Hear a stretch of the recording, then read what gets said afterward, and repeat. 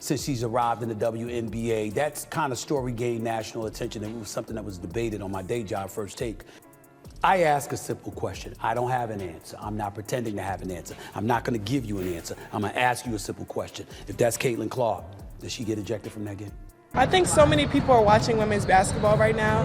It all started from the national championship game, and I've been dealing with this for 2 years now. The doubleheader that opened the season generated over 1.5 million viewers, which was more than the WNBA had accumulated in more than 2 decades. Angel Reese left off the All-Star lineup. Fans, media, and even players turned their backs on the hyped rising star, leaving basketball enthusiasts shocked. But why? Was it her numbers, her hype, or something deeper?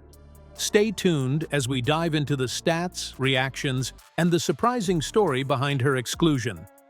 Before we move on, I'd like to ask you a small favor. If you appreciate this content, please take a second to like this video and subscribe to the channel. Over 98% of you watch the videos without subscribing. It costs you nothing, but it makes a huge difference to us. So, did you click the subscribe button? Great, thank you so much. Now, back to the video. Coming into this season, Angel Reese was supposed to be the player to watch. She had everything going for her. Media calling her a future superstar, fans flooding social media with votes, and countless features positioning her as the face of the next generation in the WNBA. Which does not mean much at this point in my estimation. Let me tell y'all why I'm bringing this up. Over the last few days, now it's at about 16 to 17,000.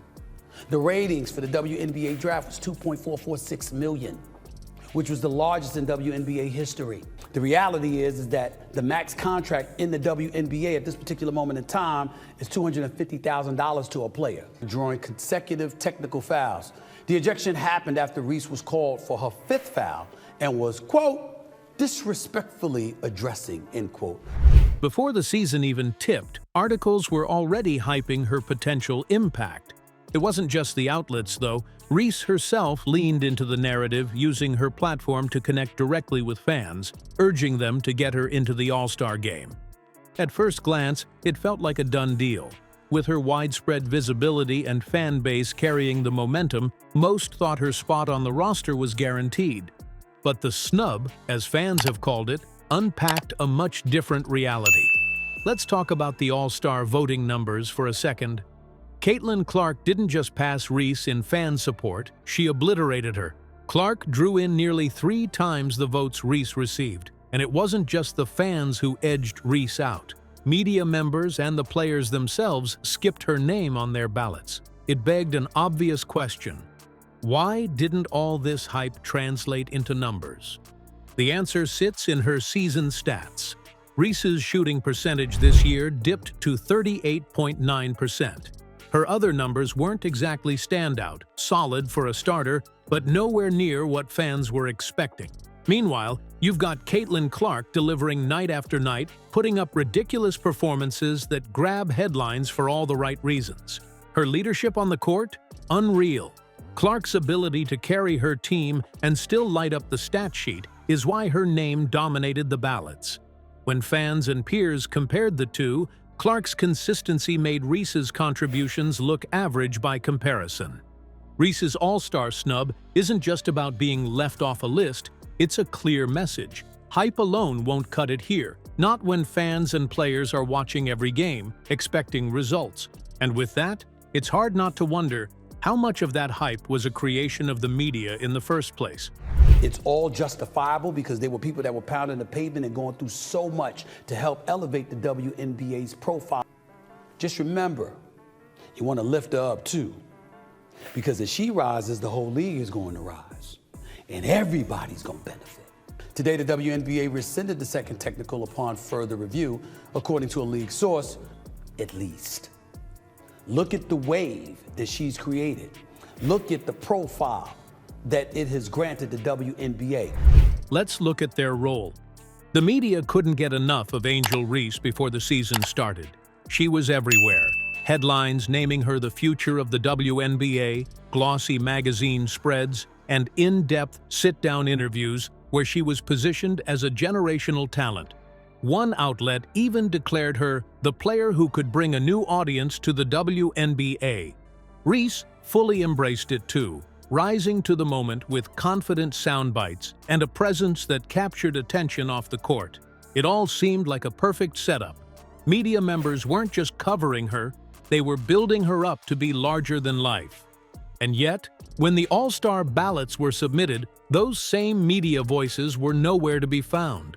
Reese wasn't just snubbed by fans and players. Even journalists who had hyped her up earlier chose not to back her candidacy. So what changed? People are pulling up to games. We got celebrities coming to games, sold out arenas, just because of one single game. If I want to be that, and I know I'll go down in history, I'll look back in 20 years and be like it's not just because of one person.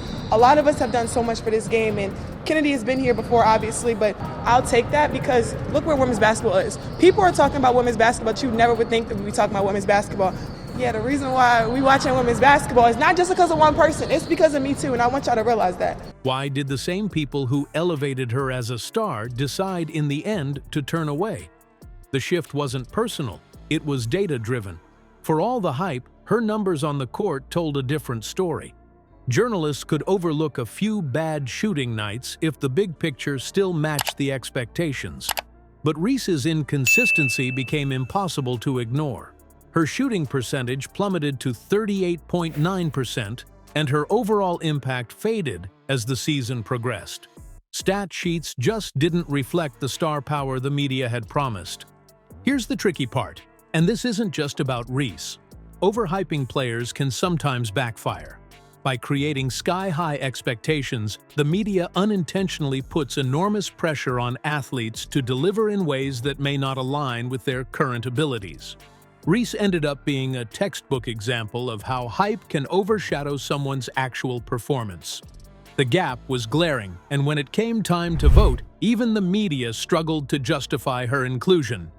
This All-Star snub felt bigger than Reese alone. It showed a shift in how the WNBA values players. Winning votes isn't just about branding anymore, it's about substance, consistency, and results. So, how does Reese respond? What's next for her career? Let's talk about that. Angel Reese missing the All-Star game didn't just turn heads, it sent a clear message. In a league where talent speaks louder than hype, flashy narratives alone aren't enough to secure recognition. The WNBA is moving into a phase where players earn their spotlight through consistency and performance on the court, not through media campaigns or social buzz.